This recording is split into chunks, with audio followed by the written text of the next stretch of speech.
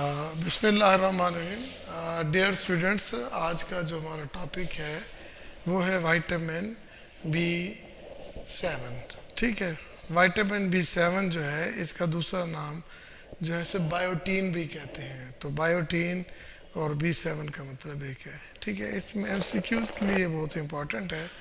तो बस आपने ज़िंदगी में ये याद रख लेना है कि बी 7 का दूसरा नाम जो है इसे बायोटीन भी कहते हैं। इसके अलावा इसको विटामिन एच भी कहा जाता है और कोएंजाइम आर कहा जाता है। ये तीन नाम याद रख लें, बी 7, बायोटीन, विटामिन एच और कोएंजाइम। तो बेसिकली जो बायोटीन है ना, ये जो रूटीन में ये हेयर ग्रोथ में बहुत, डर्माटाइटिस है, कॉस्मेटिक्स में बहुत यूज़ किया जाता है। ये स्किन से एब्जॉर्ब नहीं होता था, इसकी एब्जॉर्शन कम होती है।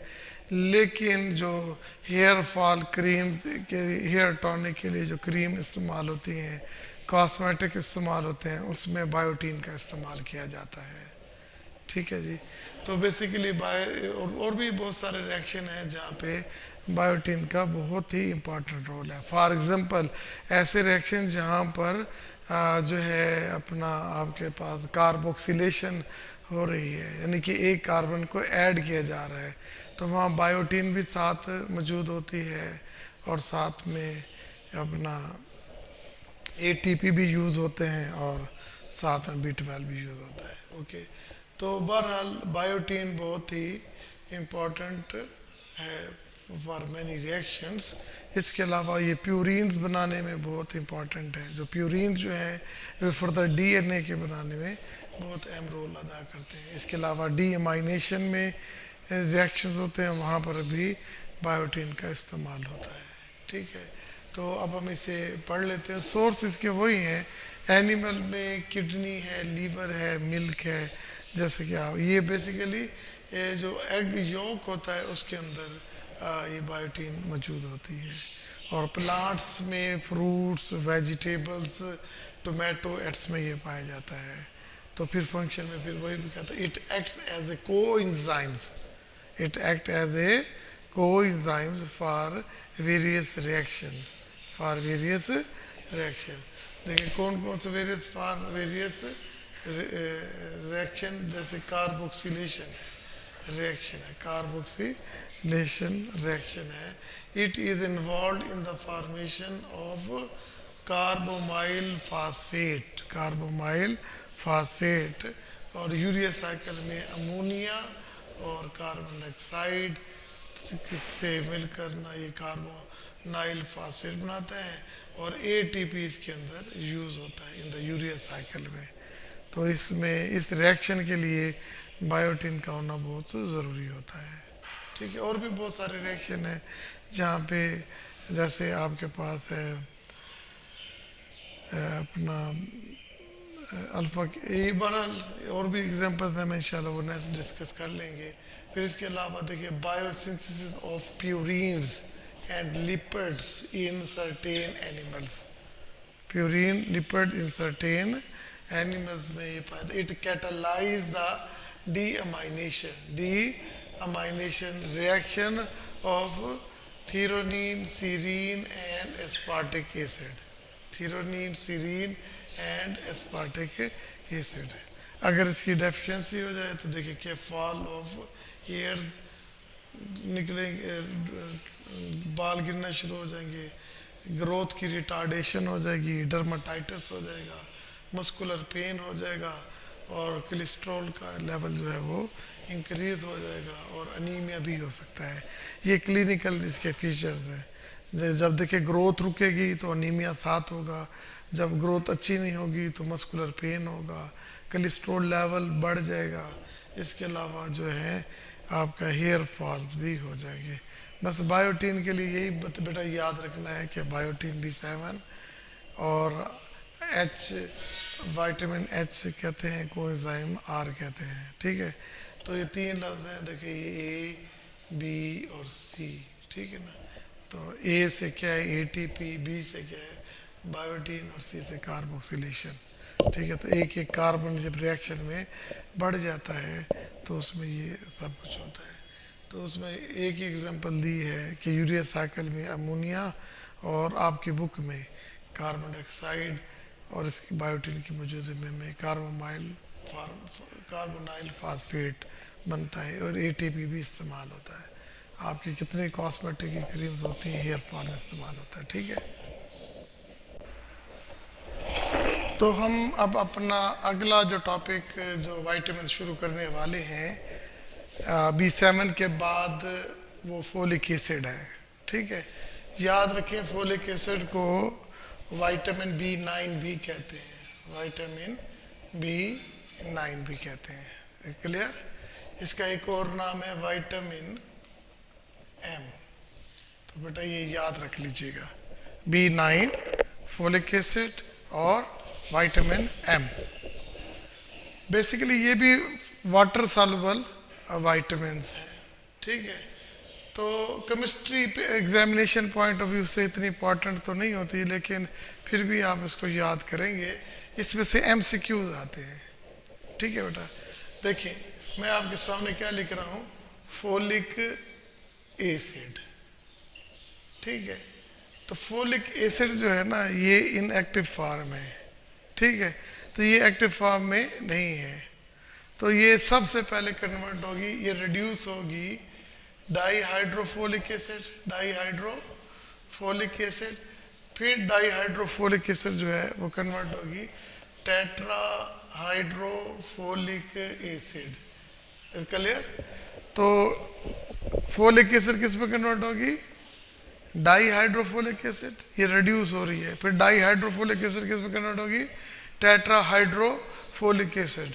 तो ये इस तरह ये अपना ये इफेक्टिव होती है। अगर हम इसका स्ट्रक्चर को देखें, किसके स्ट्रक्चर को देखें, विटामिन बी फोलिक एसिड के स्ट्रक्चर को देखें, तो इसके अंदर जो है वो 3 पार्ट्स हैं, ठीक है। तो एक तो ये टेरिडीन न्यूक्लियस है, तो ये अटैच होती है किसके साथ, पैरा अमाइनो बेंजोइक एसिड के साथ। फिर ये दोनों आपस में देखें, ये पी-टेरिडीन और पैरा अमाइनो बेंजोइक एसिड यानी कि पाबा, ठीक है, para amino PABA, para amino benzoic acid, और ये देखिए ये टेरिडीन, ठीक है। तो ये आपस में मिलके पी-टेरिक एसिड बनाते हैं। तो पी-टेरिक एसिड जो है ये किससे मिलता है, ग्लूटामिक एसिड के साथ लिंक कर जाता है, ठीक है। तो ये इसकी केमिस्ट्री में है।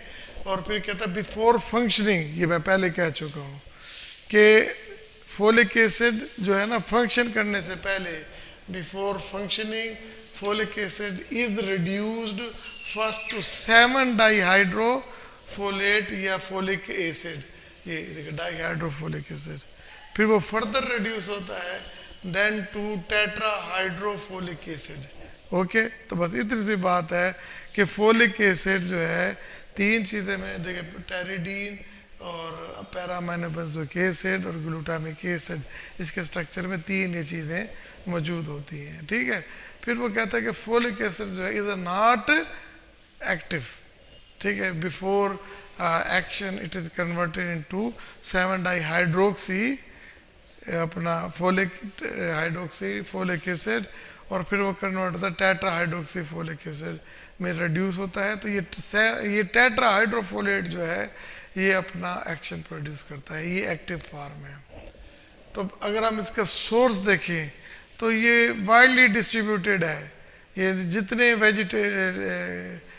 लीफी प्लांट्स हैं, कैलीफ्लावर है, ठीक है ना, तो occur specially in the foliage of plants में पाया जाता है, वाइडली डिस्ट्रीब्यूटेड है।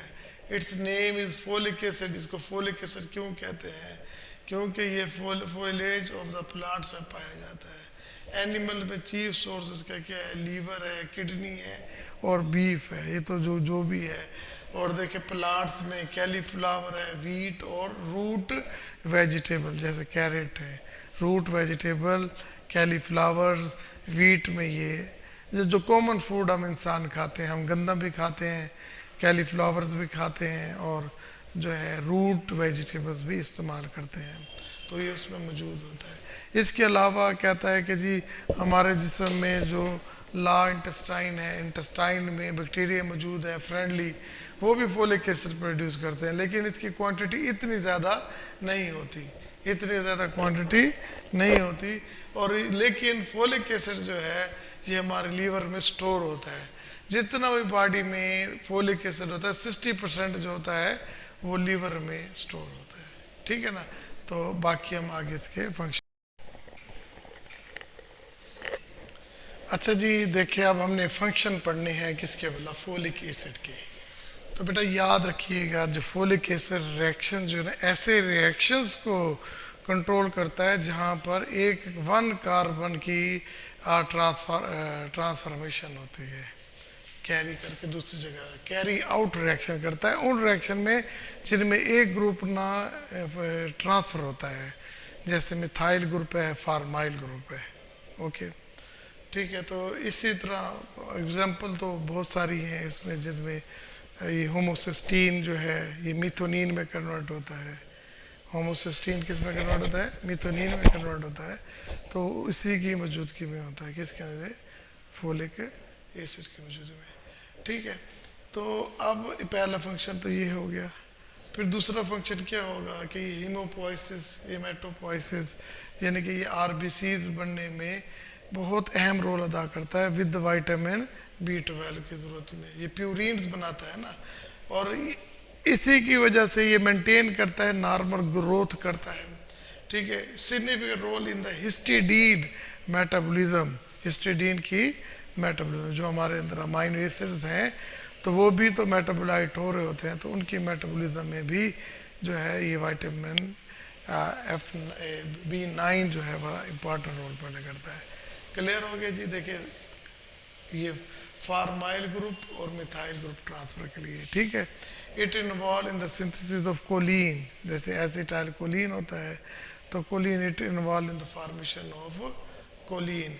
It regulate the process of haematopoiesis, तो ठीक है। तो ये अलोंग विद B12, तो अगर इसकी कमी हो जाए तो एक डिजीज़ हो जाती है मेगालोब्लास्टिक एनीमिया। ये इट ग्रोथ में तमाम वाइटामिन जो है ये ग्रोथ में हेल्प करते हैं, तो ये भी ग्रोथ में हेल्प करते हैं, और ये हिस्टिडीन की मेटाबॉलिज्म में भी रोल करते हैं। अब सवाल ये पैदा होता है कि जब फोलिक एसिड की कमी हो जाएगी तो क्या होगा। एक तो सीधी बात है कि एनीमिया हो जाएगा, ठीक है। और उस एनीमिया में को क्या कहते हैं, मेगालोब्लास्टिक एनीमिया कहते हैं। अगर कोई पूछे ना, 2 वाइटामिन की कमी की वजह से मेगालोब्लास्टिक एनीमिया होता है, विटामिन B12 और विटामिन B9। तो इसमें क्या होता है, आरबीसीज का जो साइज होता है वो बड़ा हो जाता है, ठीक है। इसका साइज क्या हो जाता है, बड़ा हो जाता है, ओके। तो इस तरह बोन मैरो डिप्रेशन, जब बोन मैरो डिप्रेशन होगी तो आरबीसीज नहीं बनेंगे, वाइट ब्लड सेल नहीं बनेंगे, ठीक है। और देखो इससे जो जब आरबीसीज नहीं बनेंगे तो डिजीज़ क्या हो जाएगी, मेगालोब्लास्टिक एनीमिया हो जाएगा। जब आपका ब्लड ही नहीं बनेगा तो न्यूट्रिशन नहीं मिलेगी, तो ग्रोथ रिटार्डेशन हो जाएगी, ग्रोथ रिटार्डेशन हो जाएगी। और जनरलाइज, और अगर जनरलाइज वीकनेस की देखें तो वही होगा, वीकनेस भी होगी, लिथार्जी भी हो जाएगी, बंदा जल्दी थक जाएगा, और एक डिजीज डायरिया भी इसमें हो जाती है, डर्माटाइटिस भी हो जाती है, और मैल एब्जॉर्प्शन भी होती है। तो मैल एब्जॉर्प्शन होगी तो क्या हो जाएगा, डायरिया हो जाएगा, डर्माटाइटिस हो जाएगा, और इसके अलावा जो है वीकनेस और फटीग, ये जनरलाइज अफेक्शन है। कुछ आपके उसके साथ तस्वीरों में कुछ बातें लिखी हैं, वो भी मैं आपको बता देता हूँ। जब फोलिक एसिड है ना, ये हेल्प करता है in the RBCs production, red blood cell के फॉर्मेशन में एक अहम रोल अदा करता है, ओके। फिर इसके बाद क्या करता है कि ये डीएनए की सिंथेसिस में भी अहम रोल अदा करता है, प्यूरिन्स बनाता है। फिर फोलिक की यही वजह है कि फोलिक एसिड को B12 और विटामिन C के साथ दिया जाता है to help the body digest and utilise protein, कि वो बॉडी प्रोटीन वो डाइजेस्ट कर सके, डाइजेस्ट कर सके। तो it is all about our today topic. आज हमने फोलिक एसिड पढ़ा, ठीक है ना, आज हमने बायोटीन पढ़ा, ओके। तो कल इंशाल्लाह B12 पढ़ेंगे। अल्लाह हाफिज़।